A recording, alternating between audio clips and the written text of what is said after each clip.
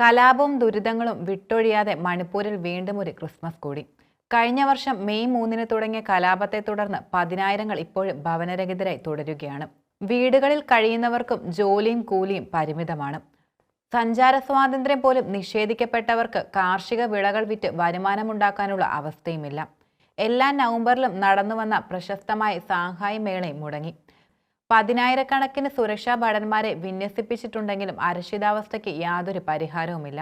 കേന്ദ്രം ഇടപെടാനോ രാഷ്ട്രീയ പരിഹാരം കാണാനോ ഇതുവരെ തയ്യാറായിട്ടുമില്ല. കലാപം പൊട്ടിപ്പുറപ്പെട്ട ശേഷം പ്രധാനമന്ത്രി ഇതുവരെ മണിപ്പൂർ സന്ദർശിക്കാൻ പോലും ഒരുക്കമായിട്ടില്ല. 250-ലേറെ പേരാണ് കലാപത്തിൽ കൊല്ലപ്പെട്ടിരിക്കുന്നത്. ഇതിലേറെ പേർ ജീവശവമായി കഴിയുകയുമാണ്. മതിയായ ചികിത്സ ഉറപ്പാക്കാനും അവർക്ക് പറ്റുന്നില്ല. ആയിരക്കണക്കിന് പേർ മറ്റ് സംസ്ഥാനങ്ങളിൽ കുടിയേറുകയോ താൽക്കാലിക അഭയം കണ്ടെത്തുകയോ ചെയ്തിരുന്നു. കുട്ടികളുടെ വിദ്യാഭ്യാസം തകരാറിലായ സ്ഥിതിയാണ്.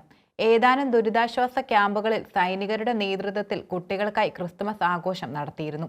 ഇതിനിടെ ഡൽഹി ഗോൾഡഗനയിൽ CBI ആസ്ഥാനത്ത് സംഘടിപ്പിച്ച ക്രിസ്തുമസ് ആഘോഷത്തിൽ പ്രധാനമന്ത്രി നരേന്ദ്രമോദി പങ്കെടുത്തിരുന്നു. 2023 ഏപ്രിൽ 9-ന് ഈസ്റ്റർ പ്രമാണിച്ച് ഗോൾഡഗാന സേക്രഡ് ഹാർട്ട് കത്തീഡ്രലിൽ മോദി സന്ദർശനം നടത്തുകയും ചെയ്തു.